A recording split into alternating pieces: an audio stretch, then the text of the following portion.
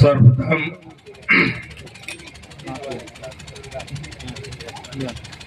इस ग्राम के पावन भैया को सत नमन सेवा जोहार। साथ ही आज इस बहुत बड़े ऐतिहासिक कार्यक्रम जिसमें सामाजिक, धार्मिक, सांस्कृतिक अपनी रीत रिवाज, कल्चर, साथ ही ईश्वर संगीत के हमारे समस्त ऐसे बुद्धिजीवी, संगीतकार, कलाकार जिनकी सानिध्य में आज यह कार्यक्रम आयोजित है। साथ ही हमारे संगीत के सम्राट सम्माननीय प्रेम साह मरावी जी और इस मंच में उपस्थित हमारे सम्माननीय पूर्व विधायक महोदय जी, सम्माननीय हमारे समाज के सचेतक गुलजार सिंह मरकाम जी, सम्माननीय प्रोफेसर महोदय जी और दूर दराज से आए हुए सभी सम्मानीय जन, मैं सभी का नाम तो नहीं ले पा रहा हूं। मैं सभी के चरणों में वंदन, अभिनंदन। सभी मातृ शक्तियां, सभी पितृ शक्तियों, नवयुवक साथियों, आयोजक समिति, आप सभी ने इस समाज के सभी सचेतकों, बुद्धिजीवियों, चिंतकों, विचारकों को आपने एकत्रित कर इस समाज को एक जनचेतना देने का जो प्रयास कर रहे हैं, निश्चित रूप से हमारा समाज एक बहुत अच्छे सभ्य समाज अब अपनी पुरातन संस्कृति को अपनाने के लिए अग्रसर होंगे, ऐसा प्रतीत होता है। साथियों, आज हमारे बीच में राजनीतिक क्षेत्र पे कार्य करने वाले हमारे प्रतिनिधि साथी, प्रशासनिक क्षेत्र में काम करने वाले हमारे अधिकारी, कर्मचारी और समाज के क्षेत्र में काम करने वाले ऐसे बुद्धिजीवी साथी, संगीत के क्षेत्र में काम करने वाले हमारे सभी साथी, धर्माचार्य संगठन, आज हम एक मंच में बैठ करके ऐसे बुद्धिजीवियों के बीच में आज जो विचारों का साझा होगा वह निश्चित रूप से हमारे समाज को एक दशा और दिशा निर्धारित करेगी। हमें इस बात को जरूर सोचना है कि जैसा हमारे अभी बुद्धिजीवी मंच पर बैठे हुए हैं, आप लोगों के बीच में अपने विचारों के माध्यम से प्रेरित करेंगे, समझाइश देंगे।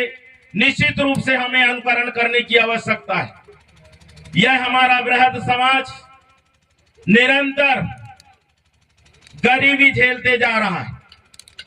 निश्चित रूप से दादा मरावी जी मंचों पर निरंतर कहते रहते हैं कि हमारे समाज के पास सब कुछ है, हमारा समाज बहुत मजबूत समाज है, हमारे पास जमीन है, जंगल है, सब कुछ होते हुए भी हम निरीह और गरीब कैसे बने हुए। कहीं ना कहीं हम अपनी उस जनचेतना से पिछड़े हुए, हम सामाजिक क्षेत्र में काफी पिछड़े हुए हैं। क्यों? क्योंकि जो हमारी पुरातन संस्कृति है, नवीनतम संस्कृति की होड़ में वास्तविकता को भटकते जा रहे हैं और भूलते जा रहे हैं। नई नई संस्कृतियां हमारे सामने प्रस्तुत हो रहे हैं, जिसे बखूबी हम न समझते हुए और उसे हम निरंतर स्वीकार करते जा रहे हैं। जबकि विचारों के माध्यम से, संगीत के माध्यम से निरंतर समाज को जनचेतना प्रदान की जाती है कि हमारा समाज कहां भटक रहा है। मैं अभी तक जहां जहां भी समाजों में जो भी मुझे अवसर मिला, मैं सिर्फ इन 3 बातों पर विशेष बात रखता हूं। हमारे उसके सचेतक हैं, हमारे इस मंच पे बैठे हुए हैं, जिसे भी अगर इस संबंध में विशेष रूप से जानकारी प्राप्त करना है तो हमारे दादाजी बैठे हुए हैं, उसके संबंध में जानकारी ले सकते हैं। किंतु मैं इन बातों पर जरूर ध्यान आकृष्ट कराना चाहता हूं। जैसे हमारे 3 संस्कार होते हैं, जन्म संस्कार, विवाह संस्कार और मृत्यु संस्कार। इन संस्कारों में हमारा समाज आज की आधुनिकता की होड़ में इतना खर्च करते जा रहा है, इतना खर्च कर रहा है, वहां पर इतना खर्च करने की आवश्यकता नहीं। कुछ नए नए दस्तूर भी प्रस्तुत करता जा रहा है समाज, दूसरे की देखा देखी करता जा रहा है। जैसे थोड़ी देर के लिए टीका प्रथा, यहाँ तो मैं नहीं कह सकता हूं, पर हमारे उमरिया जिला तरफ टीका प्रथा है। टीका करने के लिए जाते हैं 10-10, 20-20, 50-50 लोग। ये कौन चालू कर दिया? कहाँ का खर्चा है ये? किन लोगों को हम नकल कर बैठे हैं? नकल जरूर समाज कर रही है, लेकिन उसमें अकल नहीं लगा रही है। यहाँ अकल लगाने की जरूरत है कि हम दूसरों की नकल करते करते हमारी ऐसी दुर्गति न हो जाए कि हमारा समाज और गरीबी झेलता चला जाए। इसलिए साथियों, माताओं, बहनों, हम सबसे यही आग्रह करना चाहते हैं कि जन्म संस्कार के समय पर अधिकांशतः जो कपड़े वस्त्र दिए जाते हैं, उन कपड़े वस्त्रों के जगह पर पैसा देने की व्यवस्था सब लोग सोचें तो निश्चित रूप से उस नवोद बच्चे के लिए, जन्मे हुए बच्चे के पर जो समाज सहयोग देगा तो कम से कम 5,000 और 10,000 रुपए एकत्रित होगा। कल के लिए उस बच्चे के लिए वह पैसा बहुत साथ दे सकता है। दूसरी बात, विवाह संस्कार के समय पर, विवाह के समय पर इतना दहेज दिया जाता है, कहाँ का कुर्सी, टेबल, नाना प्रकार के सामग्री।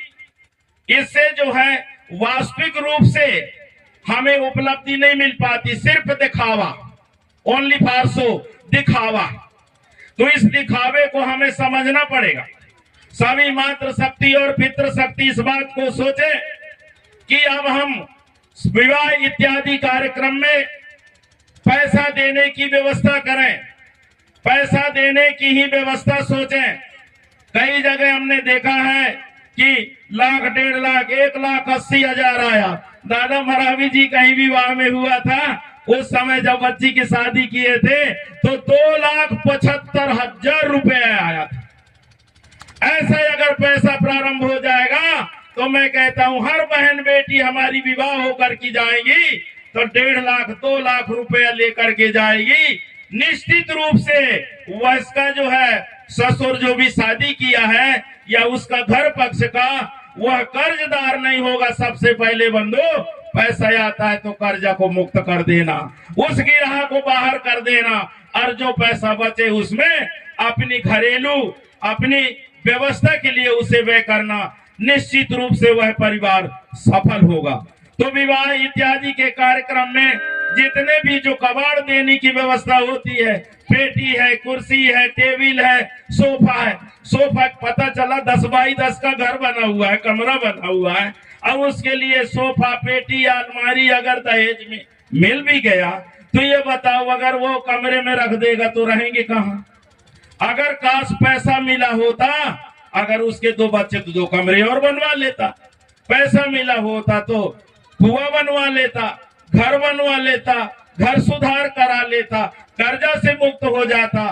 तो पितृशक्तियों और मातृशक्तियों, आपसे अपेक्षा है कि अब शादी विवाह आपके यहाँ जो भी हो, डिंडोरी मंडला जिला पर, मैं विशेष रूप से तो नहीं कह सकता, अधिकांशतः देखने को मिलता है कि ये सामग्री दिया जाता है। इस सामग्री को आप जरूर थोड़ा संशोधन करते हुए उसे पैसे के रूप में परिणित करने का कष्ट करेंगे, ऐसी आशा करता हूँ।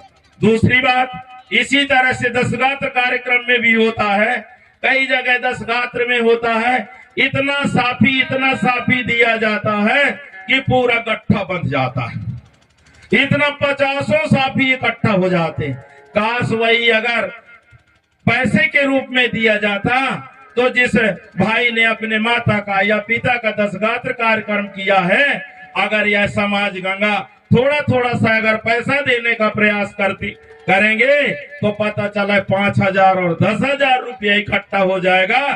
संबंधित व्यक्ति अगर 10 गात्र कार्य किया भी है तो उसमें जो भी खर्चा हुआ है समाज की ओर से उसे सहयोग मिलेगा, उसकी आर्थिक स्थिति में सुधार होगी।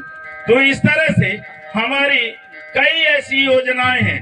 नवयुवक साथियां जो हैं, अब ध्यान दें, हमारा समाज की स्थिति अब निरंतर बेतरतीब होने जा रहा है।